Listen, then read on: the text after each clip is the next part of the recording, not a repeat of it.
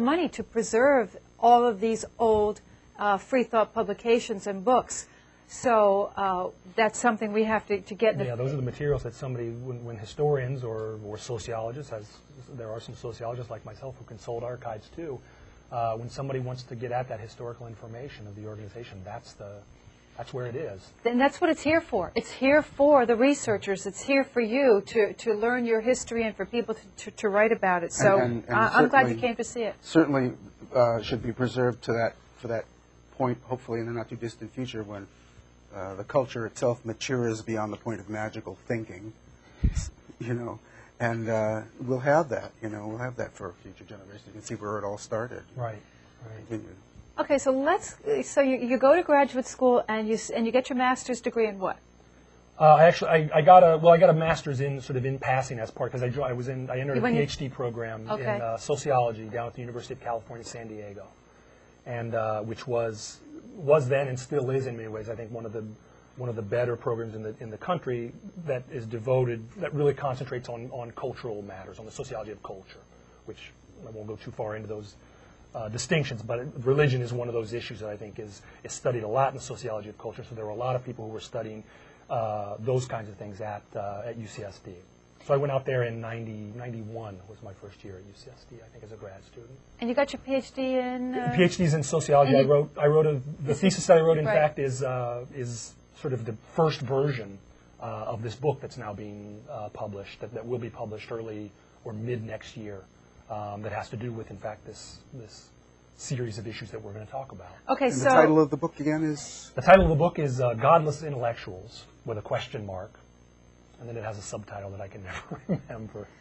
But it's essentially it's a sort of historical sociological attempt to reread a certain French philosophical tradition and to try and demonstrate why this particular tradition, which is rooted in one guy named Emile Durkheim, who you mentioned and who we're going to talk about a little bit, why this particular tradition really, in my view, offers a particularly acute and particularly accurate, I think, vision of how it is that secularization works and how it is that religious worldviews and just generally cultural standpoints that are informed by religion, how they transform as secularization sort of takes its course. So the jumping off point will be Emile Durkheim. So why don't you tell everybody who Emile Durkheim was? The shortest intro is probably that he is the founder of the discipline of sociology, I think. He's born in 1858, I think, in provincial France. Born, in fact, interestingly enough, into an Orthodox Jewish home. His father was a rabbi. His grandfather was a rabbi. Durkheim himself was being trained to be a rabbi as a youth. And then he went off to university, essentially, and that all changed. He met some... Funny how that changes people when they go and get an education there. Tends to change things, yeah. So he went off to, really, in many ways, the most prestigious post-secondary institution in France, a place called the École Normale Supérieure, which is in Paris still today. And he took up the study of philosophy there. At that point in time, and this is in the 1880s that Durkheim is there, there is no discipline of sociology, but there's philosophy. And so Durkheim takes up the study of philosophy there. He's very interested in questions of religion and morality, I think, for some of which are pretty obvious personal reasons, because he's coming from this Orthodox Jewish background. While he's there, he establishes himself as basically, one of the up-and-coming big-time thinkers in the French pantheon. He writes a thesis which is very well received, and he immediately starts doing work on the question of how morality and moral bonds are formed and sustained in society. As I said, he's given up Judaism by the time he's at the École Normale. He's very much a secularist, and he's very much involved from the time that he's in university in the debates that are going on in France at the time about secularization. This is precisely the moment at which the French Third Republic is starting to really challenge the place of the Roman Catholic Church as the arbiter of moral and political affairs there. And a lot of secular intellectuals, Durkheim included, are trying to come up with basically a platform for French politics and French society that will replace the platform that used to be that was that used to exist and that was guided by the Catholic Church. So Durkheim, he makes a lot of enemies fairly quickly, as folks still do today, in fact, I think, but maybe not as free, not as viciously as was the case for Durkheim, by the fact that he's interested in looking at religion and at morality and so forth from a rigidly secular or very clearly sociological and philosophical perspective, not interested in trying to look at it from inside. Do you think France has remained pretty much secular since then, or has it kind of gone back and forth? Or? Oh, I think it's, especially if you talk about Catholicism, I think Catholicism, if it's not dead in France, it's very close to dead. I mean, I go to France quite a lot. We were just there, my family and I were just there, in fact, in the fall and winter of last year for about 6 months. And if you go to Catholic masses virtually anywhere, in the capital at least, in Paris, nobody who's under the age of 70 really is there. So basically all the young people, the Catholic Church has lost big time. There are some of the stranger sect-like groups which originated in the United States, including the Scientologists and some other folks, have made some minor inroads in France and in the rest of Europe. But I think largely France is pretty secular in lots of ways. Right. Yeah. Wasn't there I've forgotten who it was, the main religious, next to the Queen in England, the Archbishop of Westminster? Yeah. Right.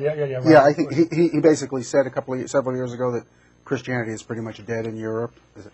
I think he made certainly the old established churches. I think are pretty. It's difficult. I mean, there are outliers who are.